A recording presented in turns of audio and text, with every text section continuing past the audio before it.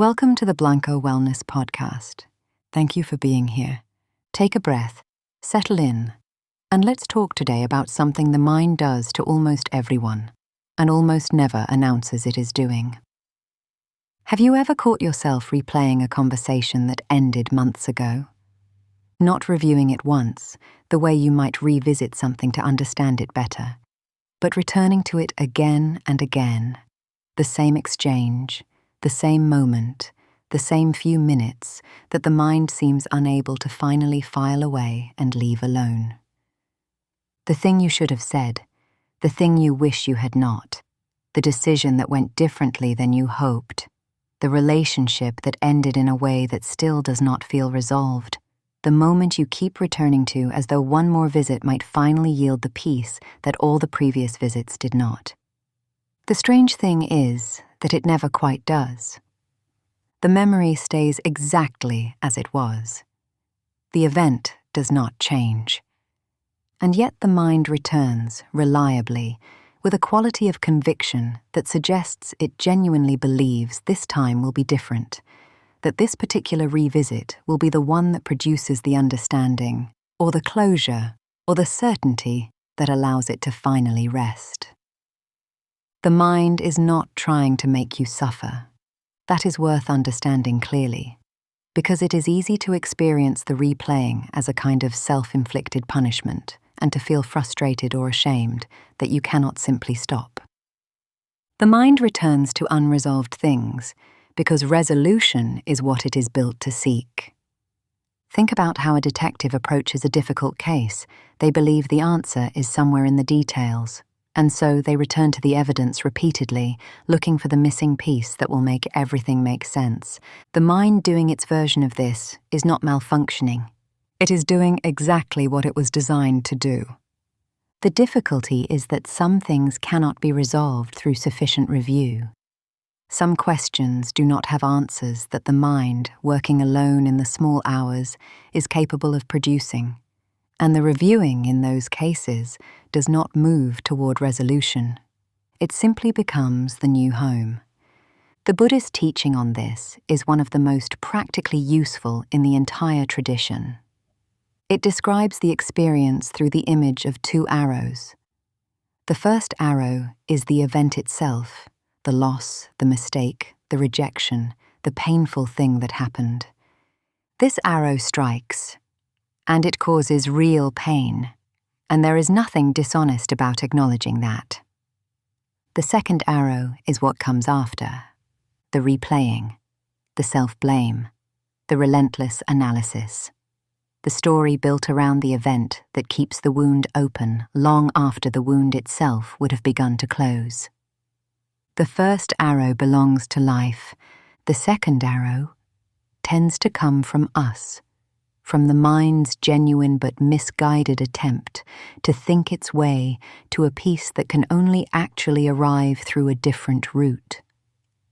Think about something you still find yourself revisiting, a conversation, a decision, a period of your life that feels unfinished somehow.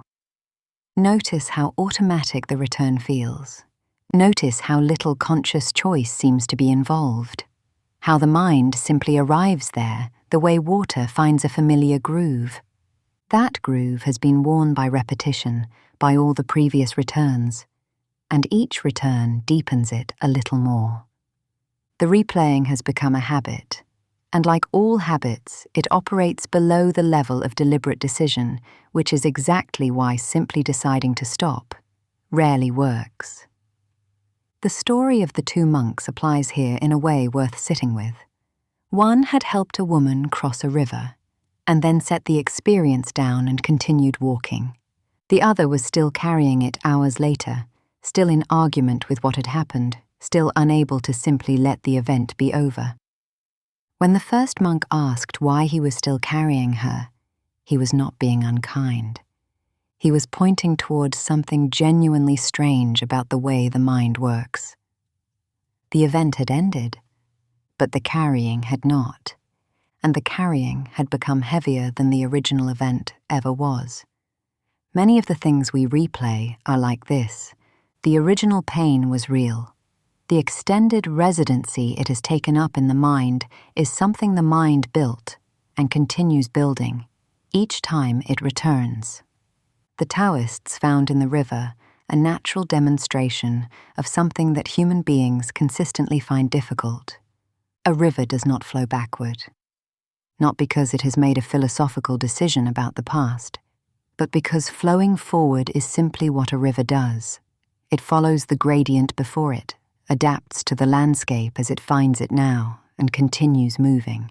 The water that passed this point an hour ago is gone, unreachable, and the river does not pause to mourn it or attempt to reclaim it.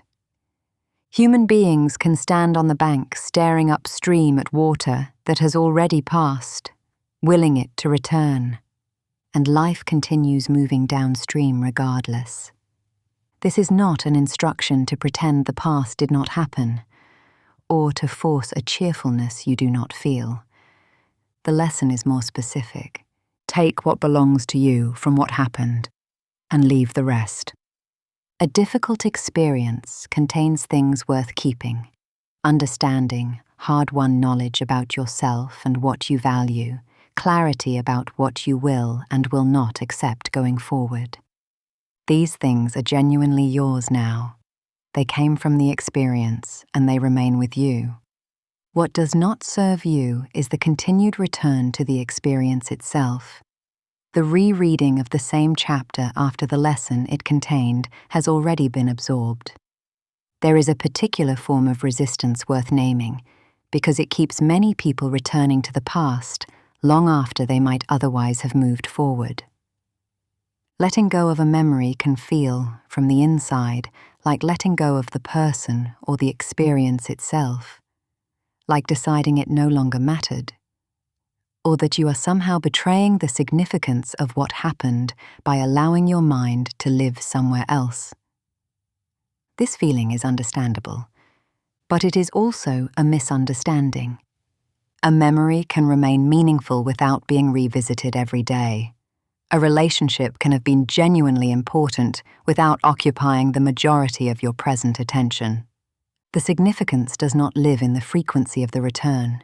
It lives in what the experience gave you, and that remains yours regardless of how often you consciously return to it. The question that tends to move things is not why did this happen, or what should I have done differently, both of which point backward, toward a past that cannot be changed. The question that moves things is this: what has this experience already taught me? Because once the lesson has genuinely been received, the past becomes a teacher rather than a place the mind feels compelled to keep inhabiting. And that shift, from past as unresolved problem to past as completed instruction, tends to be when the replaying quietly, gradually, begins to lose its grip. As we close today, think about one thing you have been returning to more than it deserves. Ask yourself honestly whether you have already learned what it came to teach. If the answer is yes, then you do not need to return again tonight.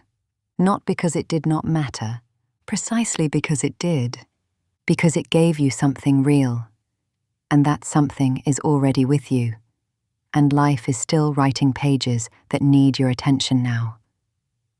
Thank you for being here with me today. Until next time, be well.